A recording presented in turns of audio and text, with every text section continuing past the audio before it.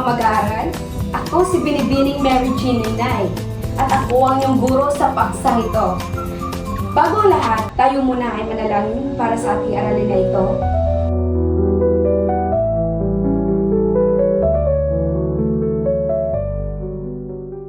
Bago ang lahat, may gawain akong inihanda sa inyo na tinatawag nating story box.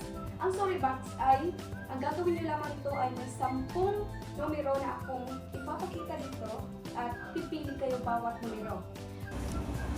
Bawat numero naman ay may nakatumbas na nakatagong larawan na nagpapakita ng iba't ibang anyo ng sektor. Matapos mabuksan ang napiling numero, kailangang ipaliwanag ang ibig sabihin nito.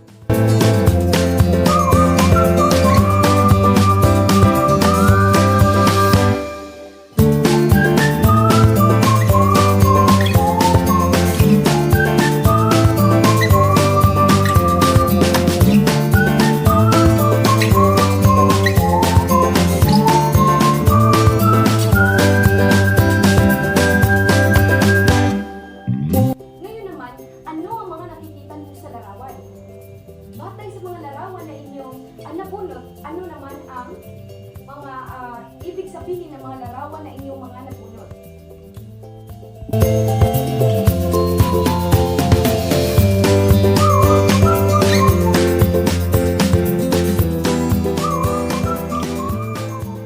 Ano kaya ang informal na sektor?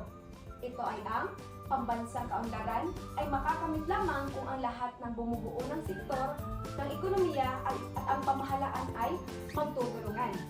May bahaging ginagampanan ang informal na sektor. Ito ay ang agrikultura, industriya, paglilingkod upang makamit ang pambansang kaunlaran. Subalit hindi masasabing kompleto ang pag-aaral ng ekonomiya kung hindi kabilang ang informal na sektor sapagkat marami ang mamamayan ang kabilang dito. Ngayon, ang informal na sektor, ito ay ang ekonomiya o salat o walang informal na dokumentong kailangan sa pagsasagawa ng gawain pang ekonomiya. Ang kita ng informal na sektor ay hindi na isasama sa kabuuang Gross Domestic Product o tinatawag nating GDP ng bansa. Ang katangian ng informal na sektor, hindi lamang ito makikita kung kahit anong pananaw ng isang tao. Ito ay makikita natin kung hindi nakarehistro ang informal na sektor o isang negosyo ng informal na sektor sa pamahalaan. Pangalawa naman, hindi nakapagbayad ng buwis mula sa kinikita nila. Hindi sila nagbabayad ng buwis sa kanilang kinikita. Hindi katulad ng malaking kumpanya na sila mismo o malaking mga tindahan na nagbabayad ng buwis. Pangatlo naman, hindi nakapaloob sa legal na formal na balagkas na inilatag sa pamahalaan para sa pagninegosyo. Wala sila sinusunod na formal na batas, kundi sila lamang ang gumawa ng kanilang batas sa kanilang pagtitinda o sa kanilang paghahanap buhay. Ang informal na sektor, ito ay ang paraan ng mga mamamayan upang magkaroon ng kabuhayan o dagdag na kita tuwing panahon ng pangangailangan at kagipitan. Dito natin makikita ang informal na sektor kung ang isang tao ay mahigpit ang pangangailangan at kagipitan. Minsan naman ang mga tao dito na hindi natin maiwasan na gumawa ng masama para lang sa mabilisang pagkakita ng pera. Ang kawalan ng sapat, pangalawa, ang kawalan ng sapat na hanap buhay at ang kahirapan ay siya tutulak sa tao na pumapasok sa ganitong uri ng sitwasyon. Pangatlo naman ay ang paglaganap ng informal na sektor ay isang global phenomenon. So, ibig sabihin naman ito ay hindi maikakaila ang contribution nito sa pag-unlad ng ekonomiya sa bansa. Ito ay partikular sa pagbibigay ng empleyo o hanap buhay sa mga mamamayan. So dito naman sa larawan natin ipapakita, ito ay ang mga larawan ng informal na sektor. Makikita natin dito na iba't ibang larawan ang pwedeng gawin ng isang tao kapag sila ay mahigpit ang pangangailangan at kagipitan. Dito natin makikita na mabilisang pagkakita ng pera. Iba't ibang anyong ng informal na sektor, no? Makikita natin dito na sa anyo ng informal na sektor, may maaring ang mga tao ay gawain nila maaring sa katuparan sa loob lamang sa tahanan. Katulad ng paglalaba, naging nani, naglilinis ng bahay para lamang makapaghanap ng pera o makapagkakitaan ang kanilang kakayahan. Pangalawa naman ay illegal na gawain tulad ng pagnanakaw, privacy at prostitution. Ito ay ang mga hindi mabuting gawain para lamang sa kagipitan at pangangailangan na kuha nilang gumawa nito para sa kanilang pangangailangan, para sila ay mabuhay. Pangatlo naman ay gawain pansibiko, paggagawa ng panreliyon. Katulad ng isang nanay na nagtitinda dito ng kandila sa labas ng simbahan. Pang-apat naman ay mga sari-sari store, pagtitinda sa sidewalk, paglalako ng kalakal, serbisyo sa market, no? May mga tao na nakikita natin naglalako ng mga gulay, mga prutas para sila ay makapagkakita ng pera dahil sila ay susurulan ng mga may-ari ng prutas. At hindi lamang yan ang ating tatalakayin sa informal na sektor, marami pang uri o anyo ang iba't ibang makikita natin sa ating paligid sa informal na sektor.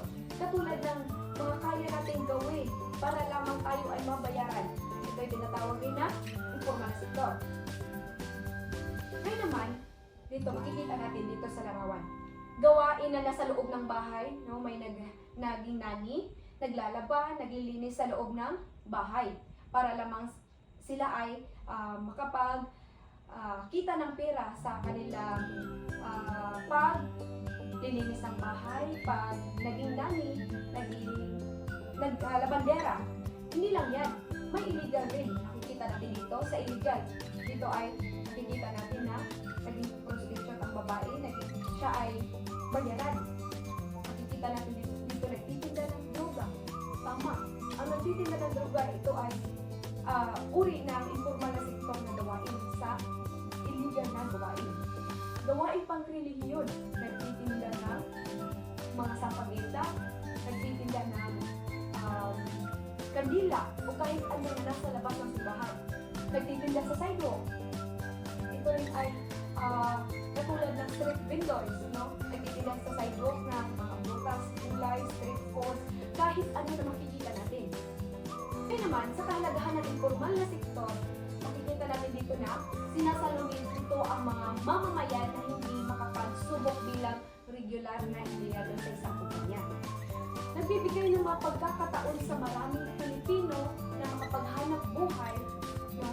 Makikita natin na ito ay natutugon lamang na kanilang hanap buhay o pangangailangan sa buhay o pangangailangan sa araw-araw. Nagsisilbi nitong tagasalo ang mga mamamayan ay may mahigpit na pangangailangan.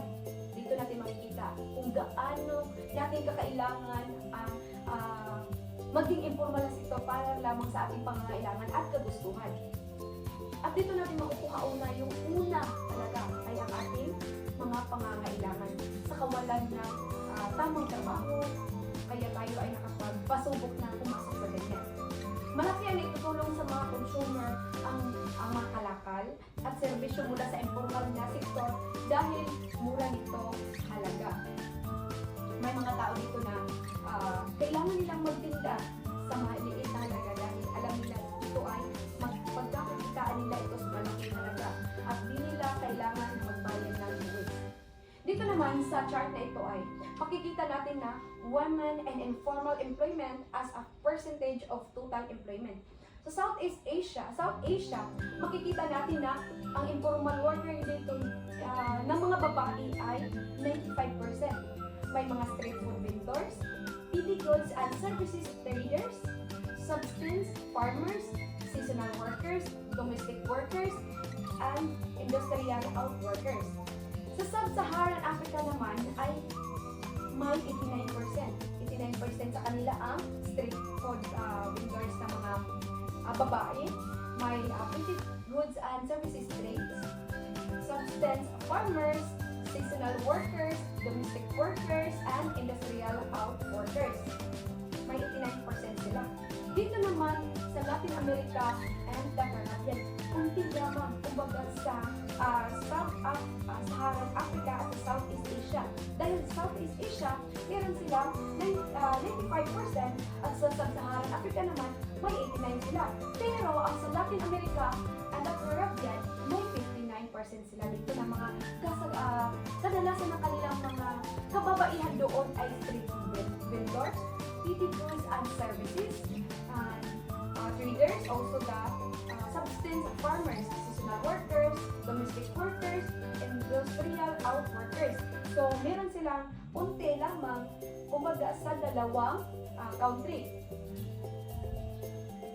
So, makikita natin ang dahilan ng informal na sektor sa inyong pananaw. Ano kaya ang naging dahilan nito? Magaling dahil ang mga unang dahilan nito ito ay upang ang mga tao na sa informal na sektor, una para sila ay makaligtas sa pagbayad ng buwis sa pamahalaan. Makikita natin kahit ngayon, sa panahon natin ngayon, tayo ay mataas ang pagbabayad sa buwis o tax ngayon, ngayong panahon natin ngayon. Pero ang mga informal na sektor, na pinili nilang pumasok sa informal na sektor para sila ay makaligtas, hindi makabayad sa buwis sa pamahalaan. Pangalawa naman, upang sila ay makaiwas sa masyadong mahabang masalimuot na proseso ng pakikipag-transaksyon sa pamahalaan o ibig sabihin sila ay tinatamad o hindi man lamang tinatamad, hindi nila kayang makikipag-transaksyon sa mahabang proseso. O pangatlo naman, kawalan ng regulasyon mula sa pamahalaan na kung saan ang mga batas ng programa ay hindi naipapatupad ng maayos. At ito rin ay makapaghanap buhay na hindi ka nangangailangan ng malaking puhunan o kapital. Dahil pwede tayo makapagnegosyo kahit ano. Magtitinda ng ice candy kung may freezer ka. Magtitinda ng kwek-kwek sa labas ng iyong bahay. Kahit anong negosyo, hindi tayo nangangailangan ng malaking puhunan.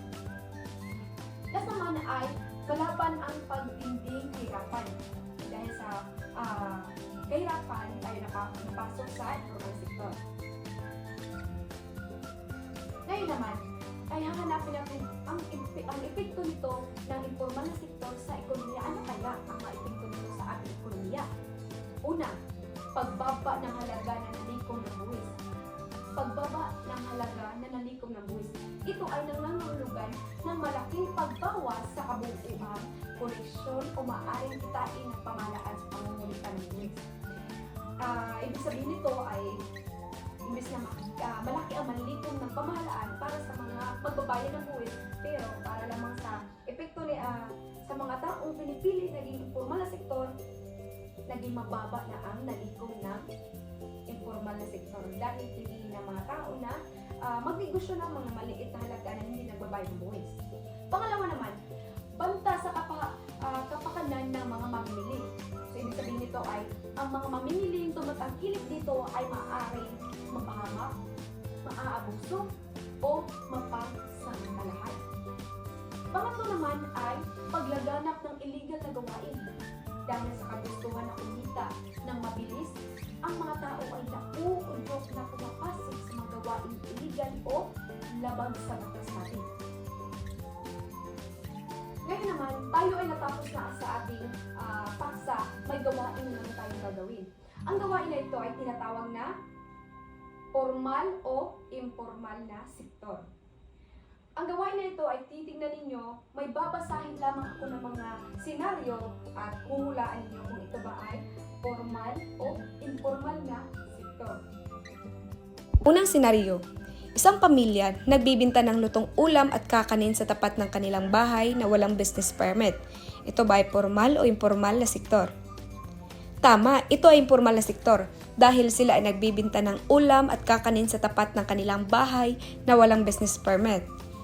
Pangalawa naman, isang grupo ng mga kabataan nagbibinta ng pirated na kopya ng pelikula sa kalsada. Ito ay informal o formal na sektor? Tama, ito ay informal na sektor. Pangatlo naman, isang dating empleyado na nawalan ng trabaho at ngayon ay naglalako ng serbisyong street food vendor para may panggasto sa araw-araw. Ito ba ay formal o informal na sektor? Magaling, ito ay informal na sektor. Pangatlo naman, Isang pamilya nagtatayo ng negosyo, nagluluto ng ulam para sa mga okasyon. Sila ay kumuha ng business permit mula sa munisipyo, nakarehistro sa Bureau of Internal Revenue o BIR at nagbibigay ng opisyal na resibo sa bawat kliyente. Ito ba ay formal o informal na sektor?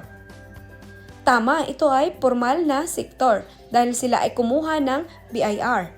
Panglima naman, isang butika na nagbibinta ng mga gamot na may pahintulot mula sa Food and Drug Administration o FDA.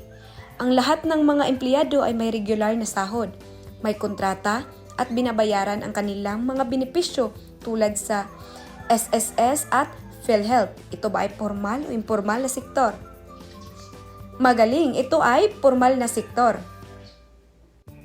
At ngayon naman, natapos na tayo sa ating pangkatang gawain, dumako na naman tayo sa ating pasulit.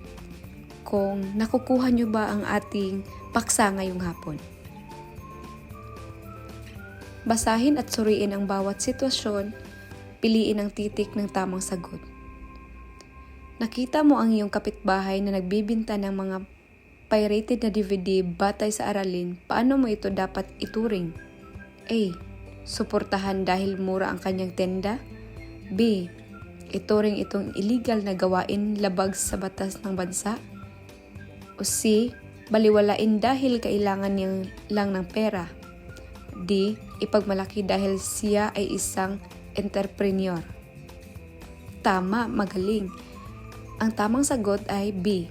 Ituring itong legal na gawain na labag sa batas ng bansa. Pangalawa naman, maraming Pilipino ang pumapasok sa informal na sektor dahil sa matinding kahirapan. Ano ang dapat maging saloobin dito? A. Sila ay pabigat sa lipunan dahil sila ay nagbayad ng buwis. B. Sila ay mga taong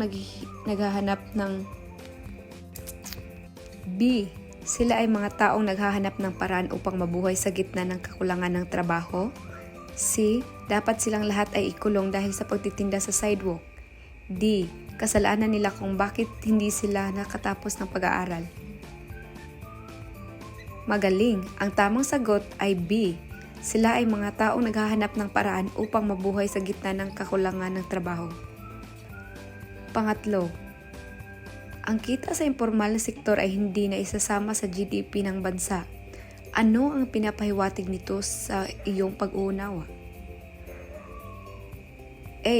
Walang halaga ang kanyang ginagawa para sa bansa. B. Hindi organisado ang sistema kaya hindi maitala ang kanilang kontribusyon. C. Mabuting huwag nilang silang magtrabaho. D. Hindi sila tunay na bahagi ng ekonomiya. Magaling. Ang tamang sagot ay B. Hindi organisado ang sistema kaya hindi maitala ang kanilang kontribusyon. Pang-apat naman, paano mo dapat pakitunguhan ang street vendors o sidewalk vendors? A. Layuan dahil sila ay madumi. B. Irespeto ang kanilang pagsisikap na kumita ng marangal sa kabila ng hirap. C. Pagtawanan dahil sa kalsada lang sila nagtatrabaho. D. Isuplong agad sa pulis. D. Isumbong agad sa pulis kahit nagtitinda ng gulay. Panglima naman, ang bureaucratic red tape ay isa sa dahilan kung bakit iniwasan ng mga tao ang formal na sektor. Ano ang tamang saloobin tungkol dito? A. Tama lang na umiwas sa batas para mabilis ang kita. B. Dapat ayusin ng gobyerno ang sistema upang mas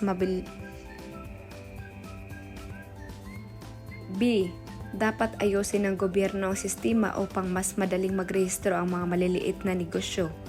C. Hayaan na lang na maging illegal ang lahat ng negosyo. D. Huwag nang pansinin ang mga batas sa pagninegosyo.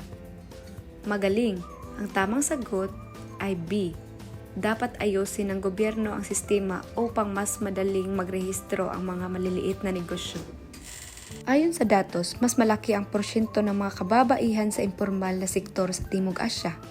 Ano ang dapat mong mapagtanto rito? A. Mas tamad ang mga babae kaysa sa lalaki. B. May mga hamon sa lipunan na naglilimita sa oportunidad ng mga babae sa formal na trabaho. C. Hindi marunong magnegosyo ang mga babae. D. Mas gusto ng mga babae ang magbenta sa kalsada. Tama. Ang tamang sagot ay B. May mga hamon sa lipunan na naglilimita sa oportunidad ng mga babae sa formal na trabaho. Ang impormal na sektor ay nagsisilbing tagasalo ng mga mamamayang may mahigpit na pangangailangan.